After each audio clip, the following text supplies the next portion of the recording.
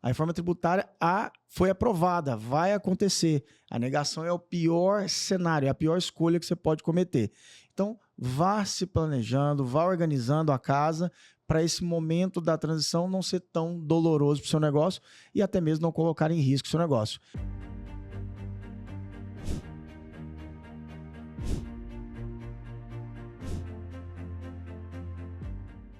Olá, pessoal. Sejam muito bem-vindos a mais um Evox Podcast. Eu sou o Gercino Neto, advogado tributarista, e hoje para entrevistar uma grande figura do cenário tributário do nosso país, professor André Félix. Professor André Félix, pessoal, eu anotei um pouquinho do currículo dele, porque senão nós vamos ficar um episódio aqui falando do currículo dele. Mas só para vocês terem uma ideia de quem que é essa fera aqui. Ele é advogado, tributarista, professor doutor em Direito Tributário pela PUC, coordenador do IBET, do curso de Tributação sobre o Consumo e a Reforma Tributária, diretor da OAB de São Paulo, da subseção Pinheiros, conselheiro do CAT da FEComércio, juiz do TIT, que é o Tribunal de Impostos e Taxas do Estado de São Paulo, e representante das confederações no Comitê de Seleção dos Conselheiros do CARF. Ele que escolhe quem é os caras que vai tá julgando ou não lá no CAF, os novos julgadores, tá bom? E para entrevistar essa fera, com meu amigo, sócio, irmão, Rodrigo. E, professor, seja muito bem-vindo.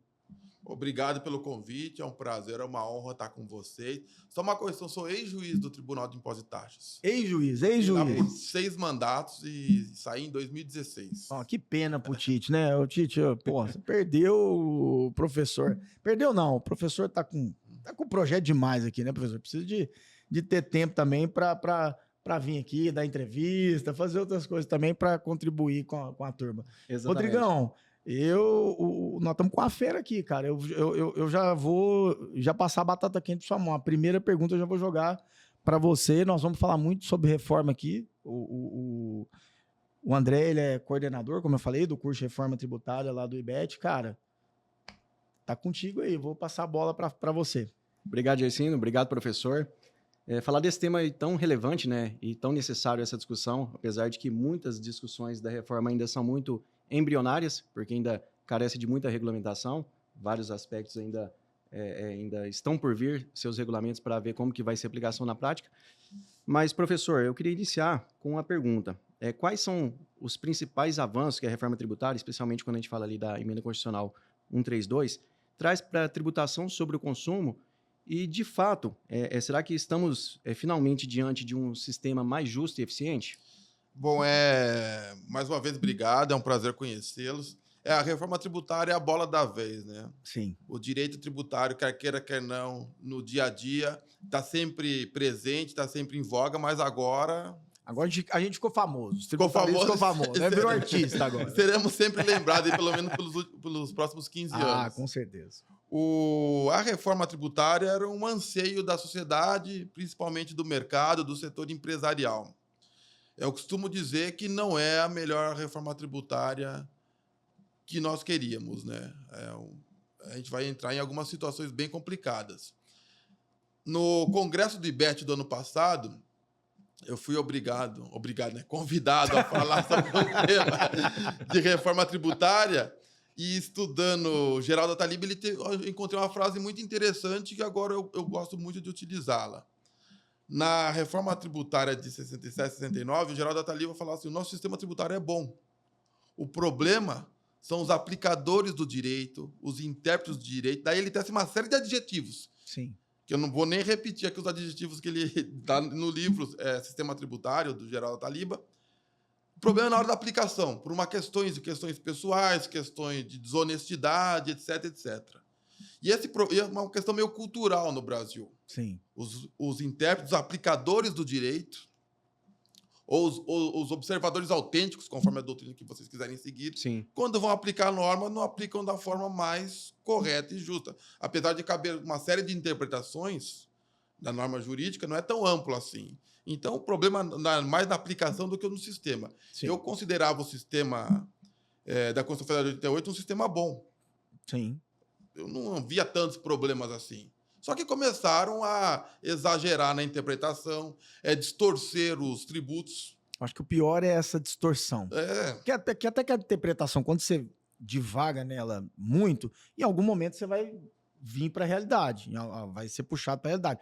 O problema é que quando nunca volta para a realidade. e como não tem coerência, né? Exatamente, esse é o Falta problema. segurança jurídica de fazer. Precisamos Total. ter um novo sistema Uhum. para trazer um pouco de segurança jurídica. Então, se tem um lado bom dessa reforma, apesar de eu concordar com o Geraldo Ataliba, que ele já dizia na década de 60, eu acho que vai acontecer a mesma coisa no atual sistema, o sistema novo que vai começar, né, com a emenda constitucional 132, eu acho que melhorou a situação. Quando nós criamos o nosso IVA, que era o ICM, teve uma questão política que trouxe algumas desigualdades regionais. São Paulo brigou que fosse tributado na origem.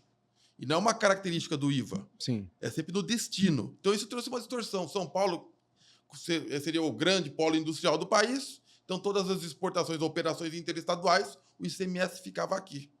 Quer queira, quer não, enriqueceu mais o Estado. Sim, claro. É um dos fatores dessa desigualdade regional. Uhum. Não é o principal, mas é um dos. Com a guerra fiscal, com a reforma tributária, a tributação será no destino. Então, quem tem o melhor mercado de consumo, quem tiver maiores consumidores, terá maior arrecadação. Então, já vai se ajustando nesse ponto. Aí, os gestores públicos vão ter que ter uma capacidade de atrair empresas e pessoas Para esses lugares, dos né? seus estados. Sim, sim. Vai acabar com a guerra fiscal. Quer queira, quer não, os benefícios fiscais concedidos de forma unilateral, sem convalidação do CONFAS, trouxe também um problema econômico, logístico e de custo do Brasil, Sim. né? Porque empresas se instalaram em regiões, não porque era melhor ali, tinha uma melhor logística, onde ficava o seu mercado. Por questão de custo tributário mesmo. Por causa do benefício fiscal. Sim, sim. E a reforma tributária vai ter esse período de transição, que só vai começar efetivamente em 2033, né, extinguindo o ICMS e ISS em 2032, por causa dos benefícios fiscais. Que essas empresas que tinham os benefícios fiscais e gastaram bilhões para se instalar em determinadas regiões, falou, pô, a gente vai perder isso de uma hora para outra. Tem que ter uma contrapartida. E aí tem esse período de transição. Um tempo. Para mim, o ideal é a reforma. Começou a reforma, é agora. Pumba. 1, 2, 3, valendo. Então, a gente vai ter esse período de transição que vai ser muito tumultuado. Né? Em 2026, espero que comece a alíquota teste, né, da CBS, da IBS. Em 2027 já teremos a CBS, mas teremos o ICMS e ISS junto. Vai ser complicado. Já há boatos, teve reuniões, inclusive, em casas legislativas, e em 2032 não acabar o ICMS. Ele continuar com uma alíquota menor. Sim. Então, imagina se isso acontece. Para tentar, então, manter ainda essa dinâmica dos benefícios. E aí, para os estados terem um imposto que eles realmente tenham uma autonomia e competência para legislar sobre ele, né? Não ficar esperando cair num comitê gestor para ter as divisões, as repartições de receita. Sim. Porque quer queira, a gente vive numa federação onde os estados abrem mão da sua soberania em prol de uma soberania única, que é a brasileira, mas tem que ter um mínimo de autonomia. Sim. Então, com esse tributo, IBS, aonde vai ser administrado por um comitê gestor que ainda não está devidamente definido, e depois vai ter a repartição de receitas, a competência legislativa da União Federal. Sim. Então, os estados estão se sentindo meio reféns. Sim. E tem duas reflexões interessantes para dentro da sua fala para a gente fazer aqui. Uma primeira reflexão. Será que todo o ambiente da reforma, no sentido de que, como São Paulo atraiu mais empresas por conta, já tinha, como era tributado na origem, e você já tinha um grande polo industrial, você atraiu muitas pessoas para poder trabalhar. Então, São Paulo hoje tem, a população de São Paulo é monstruosa, perto de alguns estados, a população do outro estado chega a ser pífia. Então, o consumo acaba que vai continuar sendo aqui. Vai continuar sendo o maior arrecadador.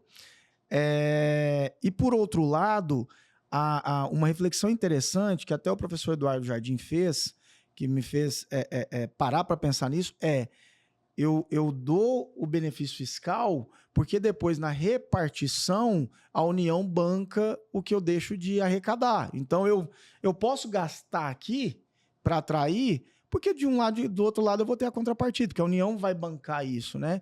E na reforma, na sua ótica, vai continuar esse mesmo modelo? Porque se continuar esse mesmo modelo e o ICMS nunca acabar, por exemplo, esse ambiente de guerra fiscal nunca vai ser interminável. Vai ser interminável, a gente vai ter a pior tributação sobre o consumo do mundo, quer queira, quer não, a tributação sobre o consumo não é uma tributação justa, né? Ela é regressiva. Sim. E o Brasil tem um problema enorme, que é a desigualdade social extrema. Total. Já, para mim, não é nem uma questão humanista, é uma questão de economia. A gente tem um mercado de consumo pequeno pelo número de habitantes. Então, a gente tem que tentar combater isso. E o direito tributário para combater isso não é através da tributação sobre o consumo com alíquotas enormes, né, que a gente pode ter a maior alíquota do IVA do mundo. Sim. Isso é totalmente prejudicial. Países subdesenvolvidos, infelizmente o nosso caso, privilegiam a tributação sobre o consumo em detrimento da tributação sobre o patrimônio e a renda, apesar das indústrias pagarem altos impostos de renda. Sim. Porque a gente tem a contribuição social sobre o lucro que nenhum outro país tem. A gente tem o PIS/COFINS, que é uma tributação sobre receita e faturamento que nenhum país cobra. Que, para mim, uma das tributações mais injustas é o PIS/COFINS. A empresa teve um faturamento, isso não quer dizer que teve resultado positivo e é tributado. Sim. Muitas vezes está tendo prejuízo. E aumenta o prejuízo com essa tributação. Tem que pagar. Ainda bem vai acabar o PIS/COFINS, mas vai vir a CBS no lugar. Mas, enfim. Vai mudar de nome. Vai melhorar um pouco o cenário, né? Melhora porque você vai pelo menos para um modelo de cumulatividade e não cumulatividade plena, né? Exato. Que aí que um grande problema do PIS e COFINS, principalmente para as empresas que são grandes arrecadadoras, que são as empresas do lucro real, é um modelo da não cumulatividade, mas sob insumo. Então, muitas vezes você pega, por exemplo, uma grande empresa de serviço que não tem como comprovar uma quantidade de grande insumo, tem uma arrecadação monstruosa no PIS e no COFINS. Exato. Né? Então, você acaba sofrendo. Na não cumulatividade plena, pelo menos isso, você dá uma atenuada, né? Mas com esse IVA dessa altura, meio que você tira com uma... como é que é aquele ditado? Dá com uma mão, toma com a outra, né? Toma lá da cá. Assim, né? Mas no IVA você consegue jogar tudo no preço. Sim. Então quem responde é o consumidor final. Você vai ter um aumento encarecer o preço do serviço, né? Que vai ter uma tributação muito alta. Mas quem vai responder é o consumidor final. Por isso que é uma tributação injusta. Quem ganha um salário mínimo paga relativamente... Vai pagar mais caro. Metade vai ser tributo que ele paga indiretamente. Quem ganha acima de R$100 mil, R$200 mil, vai pagar 20% de tributo proporcionalmente à sua renda. Então, esse é o problema da tributação sobre o consumo, né? Fizeram a figura do cashback, mas, aquilo lá é um engodo. É um engodo, né?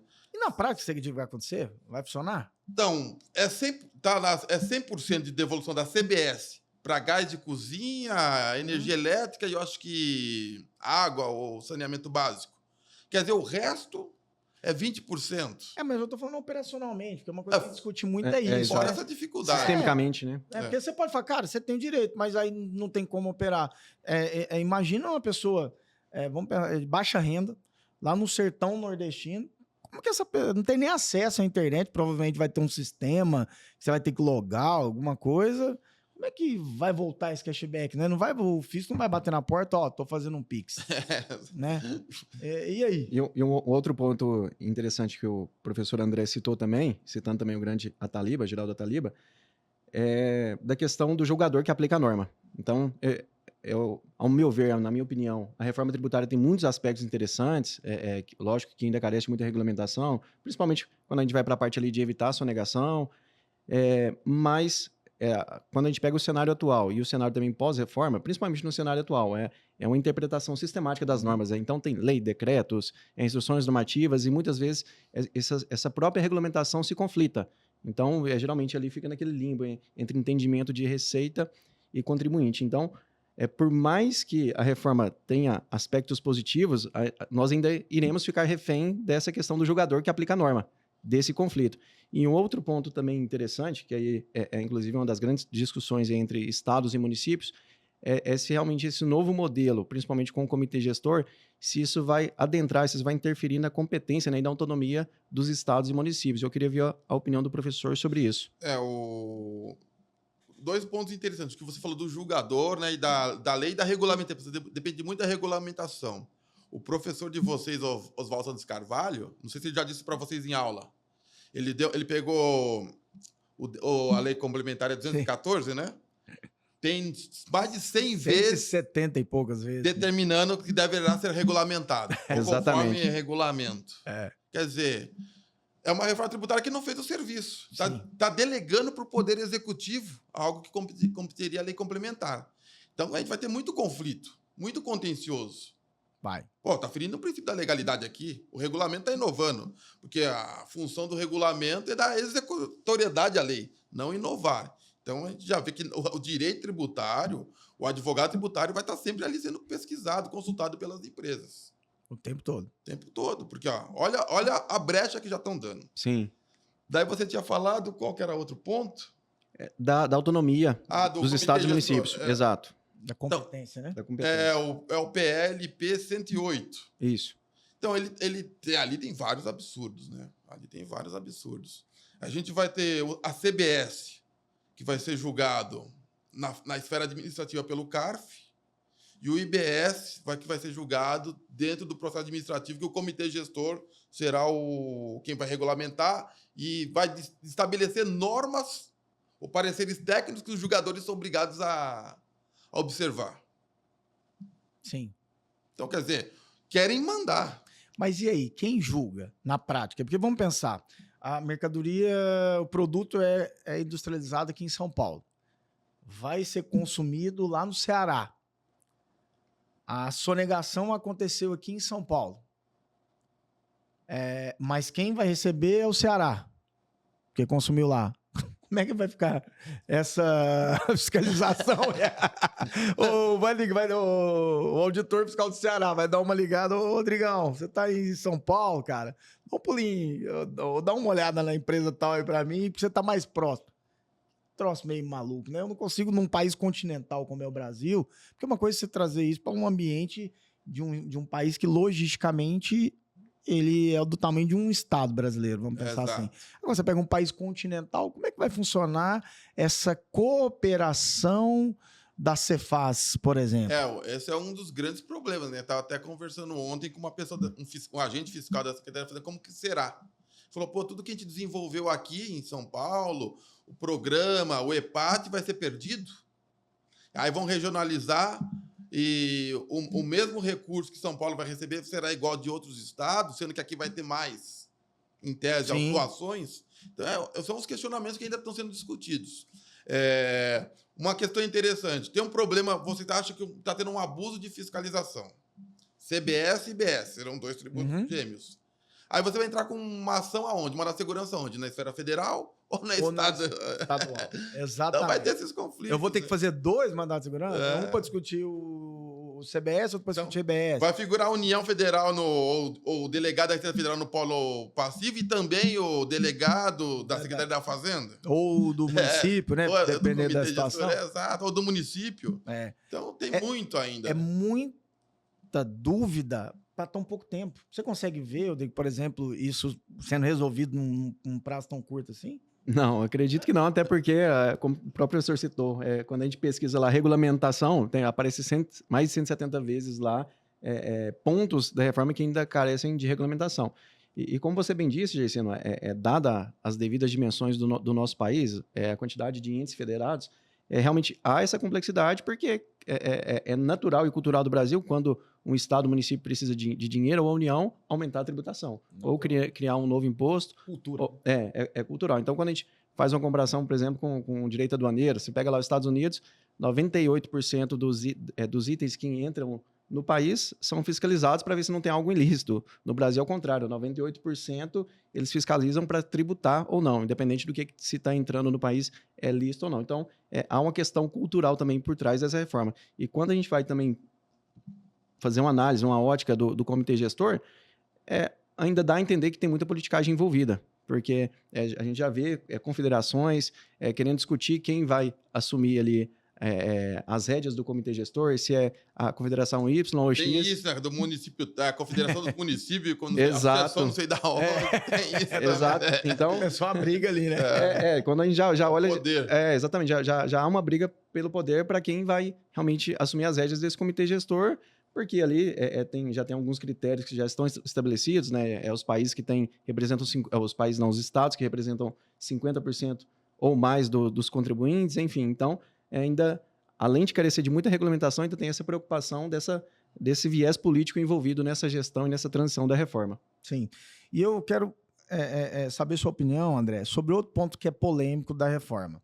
Eu só gero crédito se a cadeia anterior pagar recolher aquela tributação. Então, eu só vou gerar crédito de CBS, ele pagou. Só vou gerar crédito de IBS, ele pagou. E aí, o meu fornecedor não paga. Eu não gero crédito. E vou mais longe na pergunta. Ele parcela. A Receita cobra o parcelamento dele com Selic, mas eu tomo crédito sem Selic e vou receber esse crédito 60 vezes. Como é que você vê isso na prática, num modelo atual, onde as empresas não têm, porque isso para mim é atribuir poder de polícia ao contribuinte. Né? Vai fiscalizar o seu fornecedor. Vai lá, Rodrigo, ver como é que está a cadeia para trás aí do seu negócio e não vai só preocupar com o seu daqui para frente. Como é que você vê isso na prática? Vai funcionar? Não vai? Ou se uma empresa, pensando que vai funcionar, qual o seu conselho? O que você pensa sobre esse aspecto? Então, primeiro ponto, que isso já foi debatido mais de 30 anos no ICMS. Sim. As legislações estaduais falavam que só tem direito a crédito o imposto pago. Exato. Isso aí foi derrubado. Sim. Que é a teoria da boa-fé, do adquirente de boa-fé, teoria da aparência, súmula 509 do STJ. Sim. Contribuinte que adquiriu de boa-fé a mercadoria tem direito a crédito. Pouco importa se o fornecedor pagou ou não pagou, se ele era inidôneo ou não. Quer dizer, na época não tem como ele ser inidôneo. Sim. Então, isso aí é uma discussão batida, já com tese fixada pelo STJ, em repetitivo, e agora querem insistir de novo. Não aprenderam? Quer dizer, o que já foi discutido, o único jeito de se exigir que só dá direito a crédito o imposto pago, que não existe em nenhum lugar do mundo isso. Sim. Em nenhum lugar do mundo. Não faz o menor sentido. O IVA é assim. Se o split payment, o smart, que eles já estão vendendo, que nem existe o simples, mas já estão vendendo o super smart, funcionar. Aí tudo bem. Só se isso. Só que daí você já está desfigurando o IVA. Já está desfigurando o IVA. Sim, sim. Porque a Europa só usa o split payment. Um país só usa, ele pede autorização para a União Europeia e para os setores que é onde há alto nível de sonegação. Não é para o geral. O IVA tem 50 anos na Europa. O split payment, sei lá, tem quantos anos? 10, 15. E eles não quiseram avançar. Não teve uma funcionalidade plena, vamos dizer não assim. quiseram ir para o smart, para o split payment smart. Não, vamos fazer um aqui, já faz crédito e débito na hora do pagamento. Que essa que é a ideia deles, né? Não quiseram, e por quê? Você pode falar com qualquer pessoa que está trabalhando com o split payment da Receita Federal ou da Secretaria de Fazenda. Eles não respondem essa pergunta. Eles falam, não deu certo na Europa porque lá era integral, era alíquota integral e não tinha a devolução. Sim. Não deu certo na Europa porque lá eles não têm tudo eletrônico, né? As obrigações acessórias. Só que a Itália tem. Sim.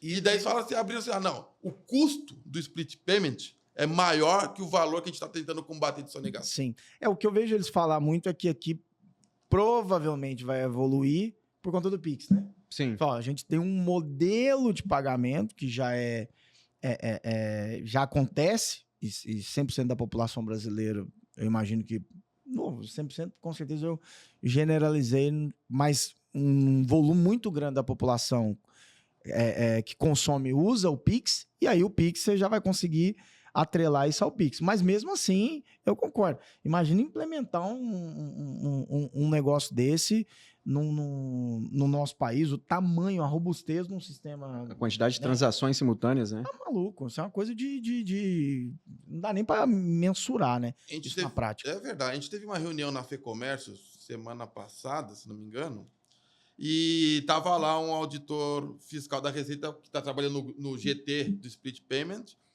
explicou lá que a Receita Federal tem um data center que tem todas as notas fiscais do país. e não sei o quê. Falei, então, vocês conseguem ver quantas notas fiscais são frias ou falsas? Ah, eu não tenho esse número. Então você não sabe nem o que você está querendo combater. Você tem um dado, mas não sabe utilizar ele. Tem-se a impressão, e é uma cultura aqui do Brasil, isso até depois eu certifiquei, na época da pandemia eu participei de um trabalho Brasil com a Universidade de Frankfurt e de Bremen para comparação de sistemas. O que eu vi de direito tributário, no meu grupo que era Transfer Price, o que eu via é que lá a fiscalização ela auxilia o contribuinte. Então, se um fiscal vai na sua empresa, ele não chega lá, quero ver isso, e já tem que lavrar um auto. Ele vai lá, faz uma série de questionamentos, você explica, se ele ficar satisfeito, Tá tudo certo. tá tudo certo.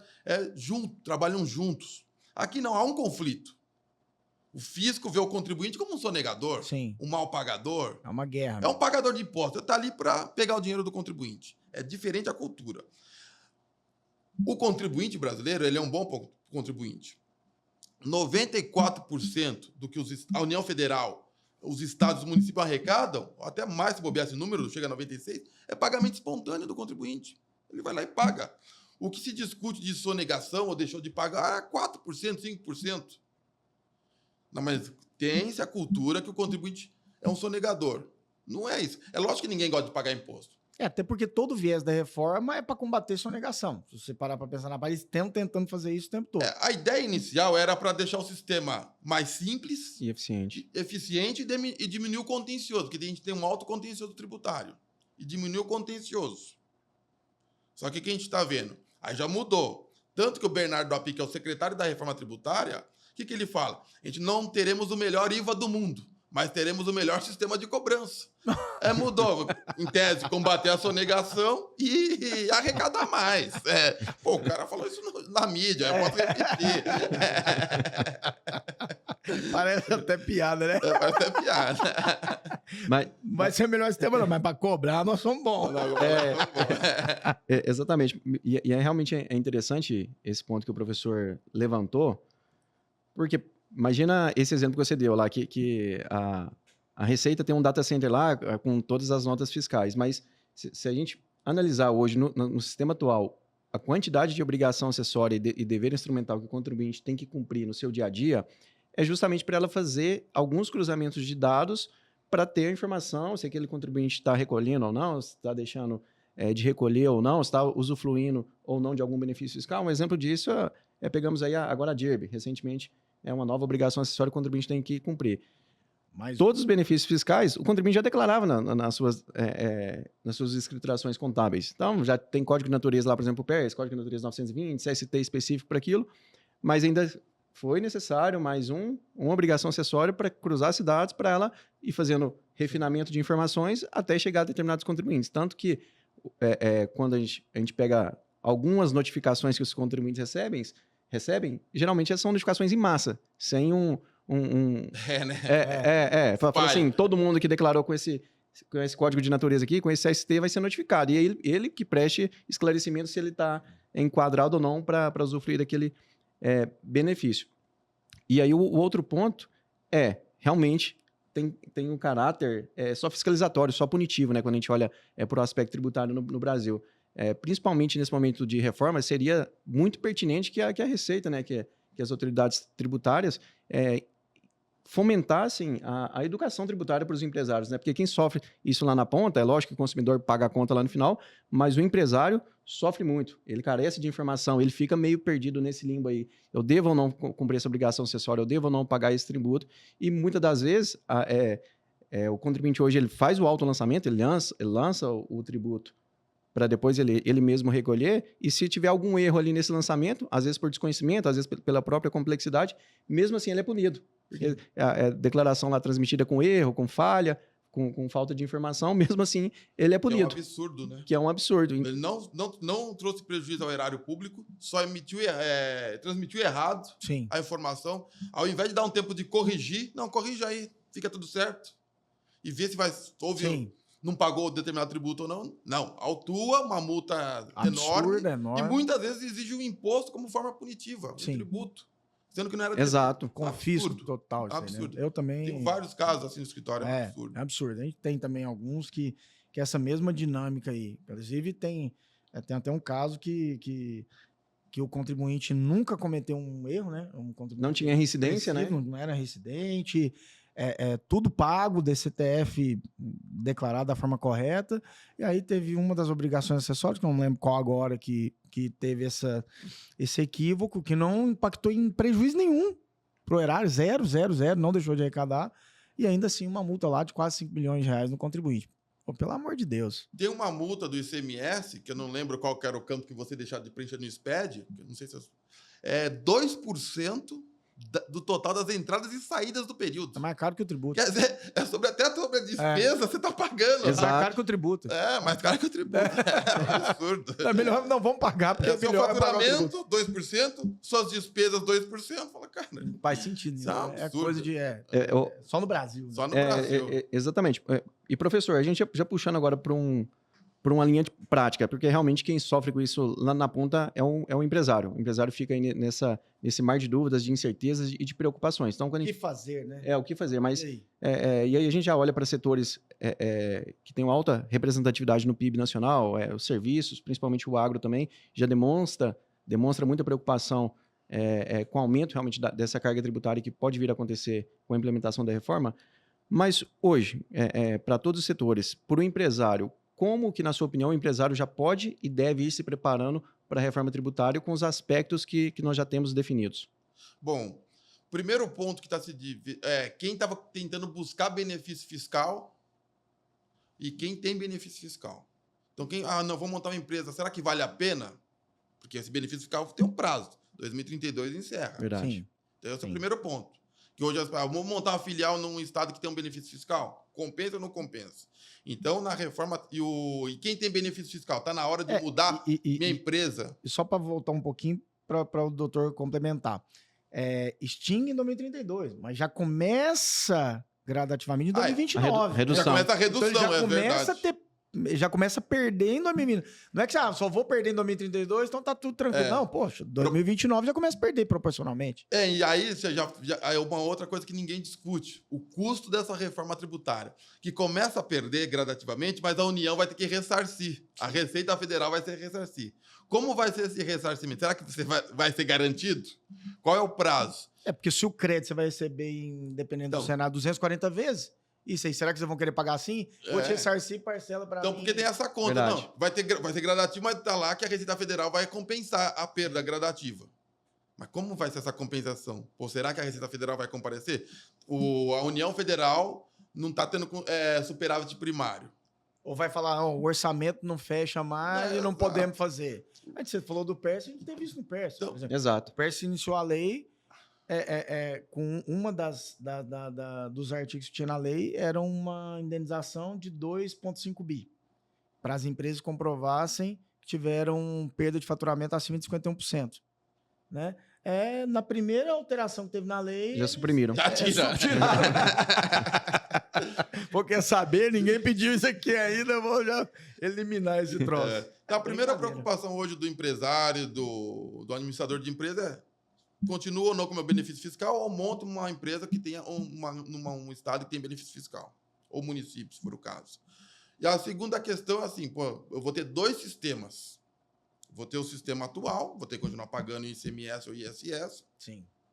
Em algumas situações IPI, né, que falam, estamos substituindo 5 tributos por 3, que não é verdade. Né? O IPI vai continuar a questão da Zona Franca. Exato. Que pode gerar até uma guerra nova. Perfeito. Você quer prejudicar alguém, você monta uma empresa na Zona Franca, o cara começa a pagar IPI, né? Aí ele vai ter que se organizar, ele vai ter que ter duas contabilidades. Então ele vai ter um custo de conformidade maior no começo. Sim. Além de estar mais suscetível a erro. Daí ele vai... exatamente. Ele vai ter que verificar, eu estou... Agora que a tributação será no destino, a partir de 2027, compensa eu estar aqui? Qual vai ser meu custo logístico? Então vai ter que começar a ver... Onde está o meu mercado consumidor? Aonde vai ser a melhor logística? Isso vai ser importante. Sim. Onde vai... E uma coisa, quando a gente faz... Não só o mercado consumidor. Por exemplo, eu vou pegar um exemplo aqui. Aqui em São Paulo tem um benefício fiscal para frigorífico, para ICMS. Certo. Aonde está o gado? Mato Grosso, Goiás, Centro-Oeste, Tocantins. Norte, Centro-Oeste. Exatamente. Por que tem que estar frigorífico em São Paulo? O frigorífico tem que estar do lado do gado, né? Vai ficar transportando gado 1.000 quilômetros. Logística, né? Gado morre no meio do caminho, sei lá o que acontece, eu não entendo nada de gado. Sim. Mas o certo é o frigorífico. Eu entendo, o abatedor é do lado, o frigorífico Sim. é do lado. Então vai ter essas mudanças. Então o cara vai ter que pensar nisso. Sim. Para que manter? E é justamente esse, eu acho que vai ser um dos principais gaps da reforma, é essa reestruturação logística. Porque pega o Nordeste ali, que tenha grandes benefícios para a indústria têxtil, você pega aí para outros setores, Zona Franca de Manaus, cara, e aí? Qual que é a minha expectativa? Eu saio daqui, eu já vou mais perto do meu mercado consumidor, eu espero. Então, realmente, é bem pontuado aí pelo professor essa questão dos benefícios fiscais, né? Centro de distribuição. Centro de distribuição. O centro de distribuição eu acho que é o que vai acontecer em modelos macros, né? De empresas se unirem para ter um ambiente onde elas compartilham ali espaço, que é mais ou menos o que o Mercado Livre faz hoje com os fornecedores, com os armazéns gerais deles, né? É o que provavelmente vai acontecer. Por isso que realmente é importante o empresário estar atento, né? Nós até já discutimos isso há algum tempo, né? Do empresário hoje entender mais dos aspectos tributários que envolvem o seu negócio, a sua operação, para ele realmente ser um decisor, porque muitas das vezes ele terceiriza a decisão do seu negócio para o contador ou para o advogado ali que o assessora, mas é importante cada vez mais ele entender, principalmente o impacto financeiro que essa reforma vai trazer para o seu negócio. Então, diante dos aspectos ali que já são certeza, né, que serão dessa forma, Y ou X, e ele já trabalhar, já pensar no seu negócio, como que ele vai remanejar toda a sua operação já diante desse novo cenário. Sim. Exato. E na prática, André, você tem visto as empresas, de fato, eu falo, não uma ou outra, mas de forma massificada, estarem se preparando para o ambiente da reforma? Não, de forma massificada não estão. É uma ou outra, né? O pessoal está preocupado com o dia a dia, né? O dia a dia. É uma ou outra. São multinacionais. As tem Big Four, tem grandes departamentos jurídicos, grandes departamentos contábeis e fiscais. Essas se preocupam, já estão adequando o sistema, etc. O resto não vai dar valsa, né? Sim. Quando eu chegar lá, eu vejo, né? Eu vejo o que vai dar, né? O que vai dar.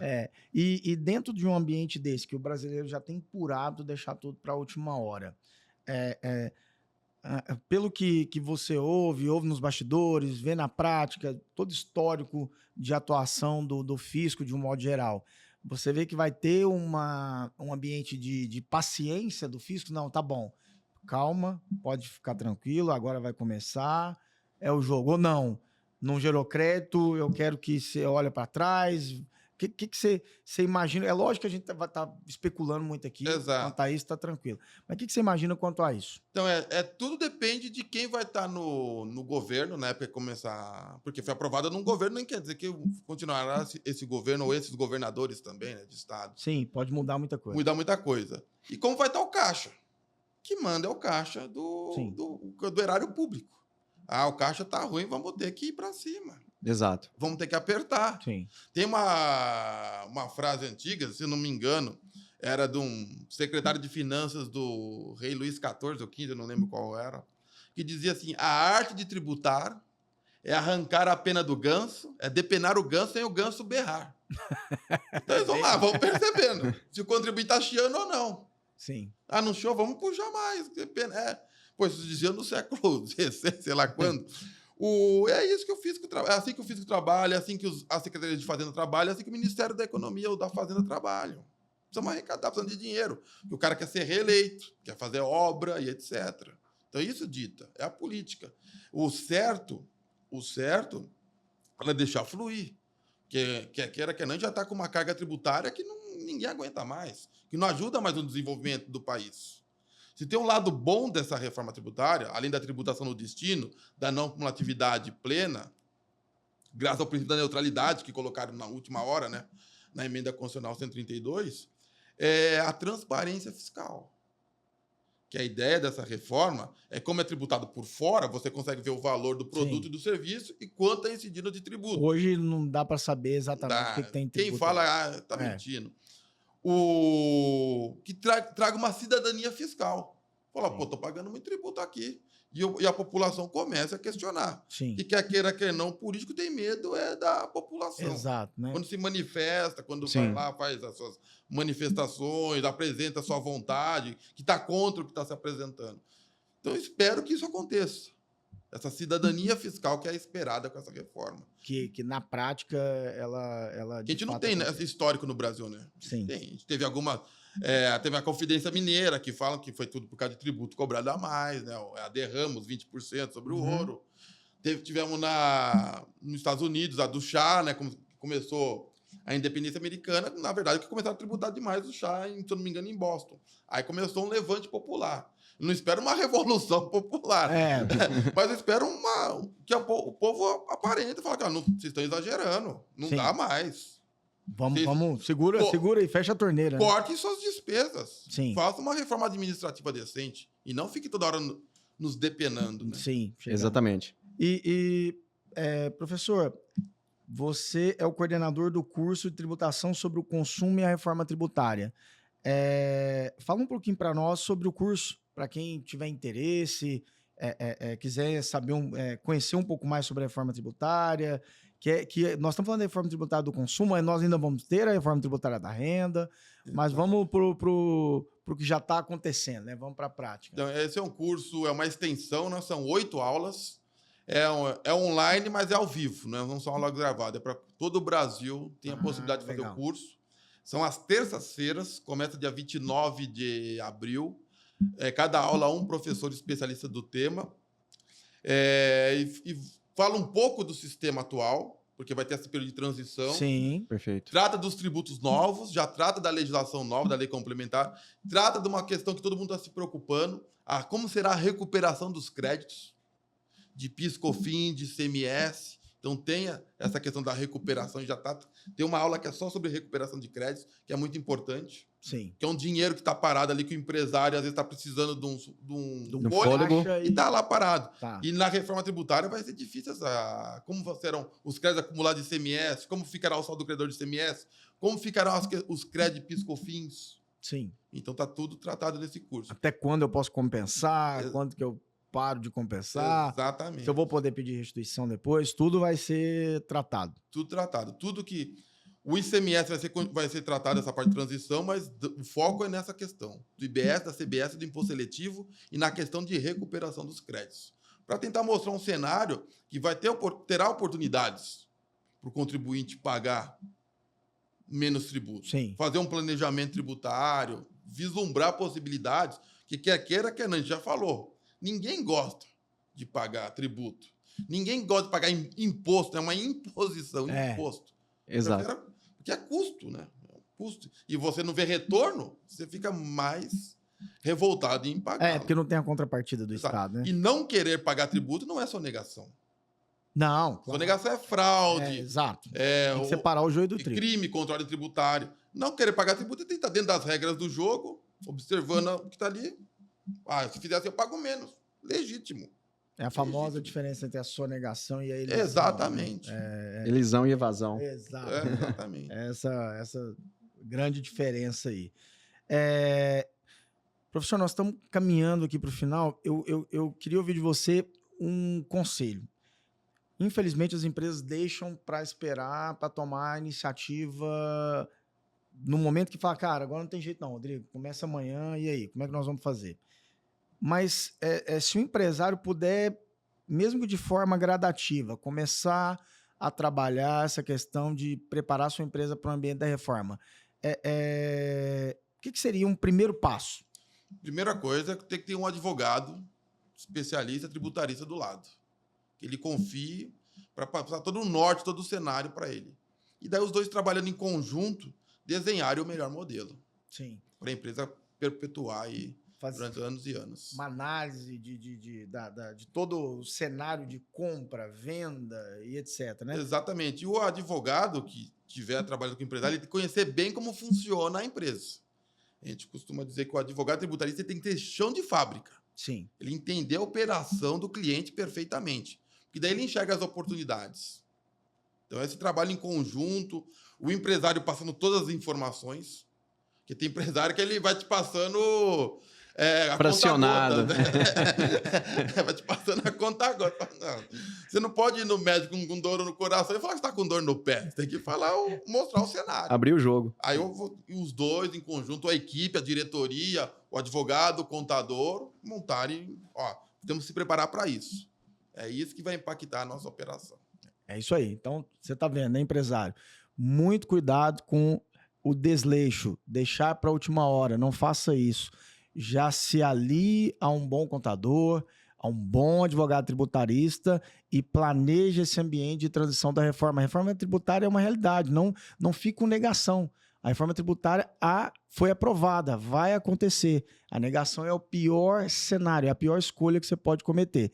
Então, vá se planejando, vá organizando a casa para esse momento da transição não ser tão doloroso para o seu negócio e até mesmo não colocar em risco o seu negócio. Fica a dica, hein? Rodrigão,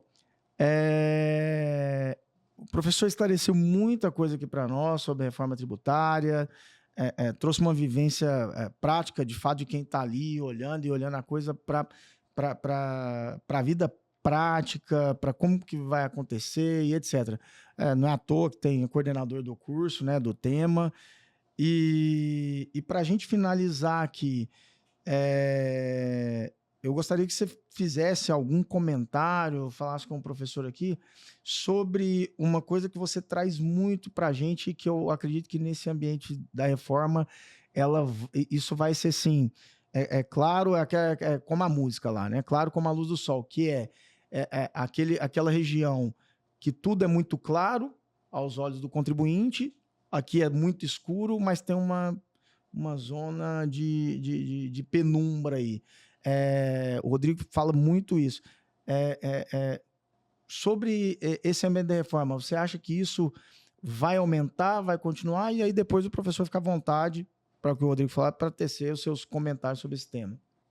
Perfeito. Realmente é importante o empresário estar atento a esse momento e se preparar para isso, independente do tamanho do seu negócio, da sua operação, porque nós até temos um ditado, né, que o imposto mais caro que se paga é o imposto da ignorância, da falta de conhecimento. Esse é o mais caro. Então, principalmente nesse momento, você tem que se preparar, tem que buscar realmente estar bem assessorado por bons profissionais para você não ser pego de surpresa. E um dos principais impactos da reforma, que a gente já sabe que vai ter, é o do fluxo de caixa, é o impacto financeiro. É de você recolher o tributo de forma antecipada, independente de como que você vai vender para o seu consumidor.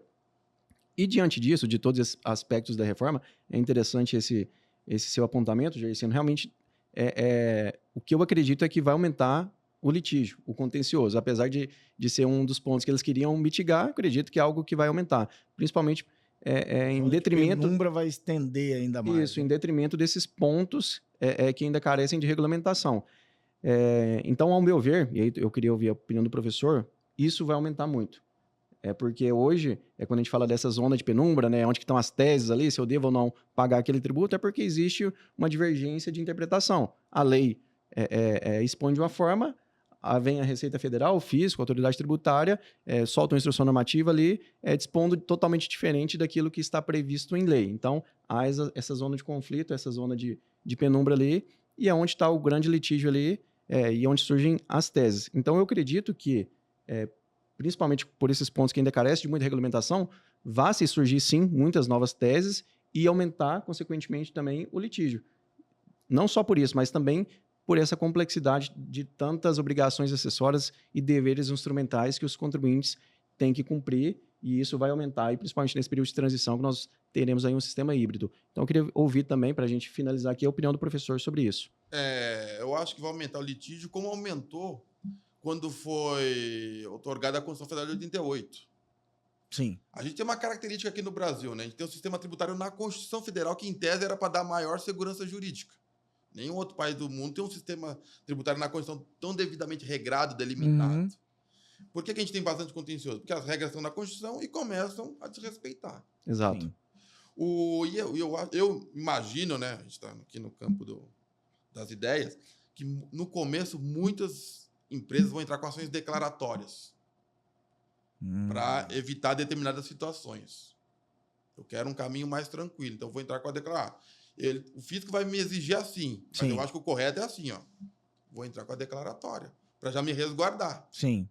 Porque se vocês perceberem, lógico que vocês sabem disso, vocês são advogados tributaristas, estão aí no mercado, trabalhando firme e forte, especialização, mestrado, tem vários tipos de clientes ou de empresas. E tem aquelas empresas que são mais arrojadas, Certo.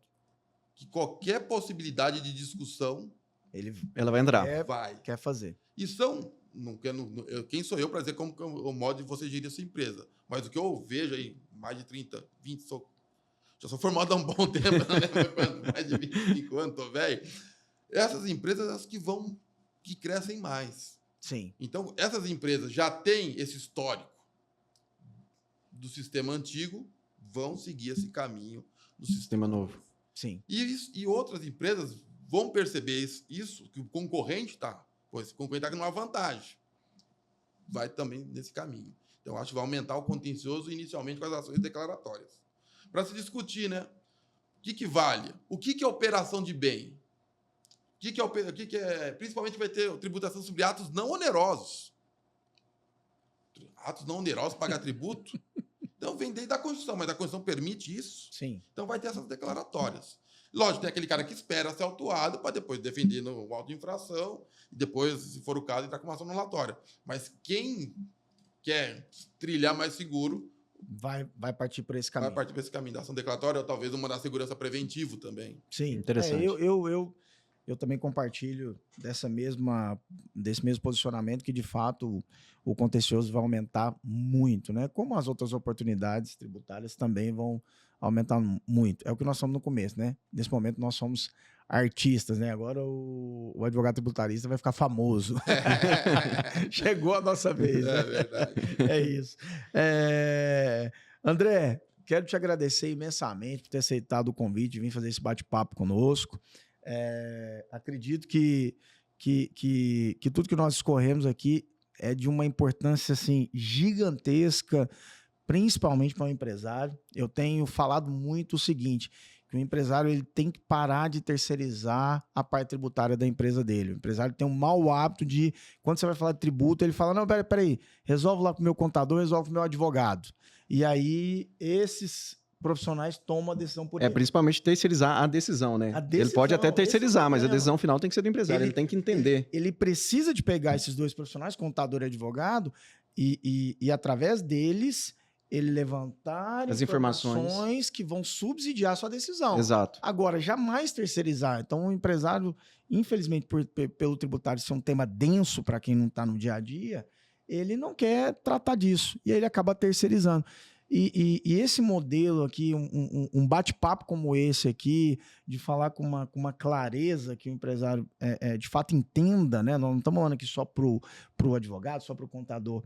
Eu acredito que nós vamos educando os empresários para cada vez mais falar, opa, peraí, deixa eu olhar para esse negócio, deixa eu ficar mais perto do meu time, deixa eu conversar mais com o meu contador, deixa eu ouvir mais esse cara, deixa eu ter mais diálogos com o meu advogado tributarista, e se eu não tenho, deixa eu buscar logo um bom profissional para essa área, né? E isso nós vamos, com certeza, conscientizando. Deixa eu assistir o Evox Podcast, né? Com figuras de alto gabarito, igual o professor André. Gabarito, como o professor André. Então, fico muito grato por você ter aceitado o nosso convite e obrigado por ter explanado aqui de forma tão clara todos os pontos que nós questionamos, levantamos e discutimos aqui. Obrigado mesmo. Eu que agradeço, foi um prazer, gostei bastante aí de conhecê-los, a experiência foi fantástica. Estou à disposição para mais vezes aí. Com certeza. Nós bater um papo aí. Vamos te acionar muitas vezes, viu? Obrigado, professor. Obrigado, Gersino.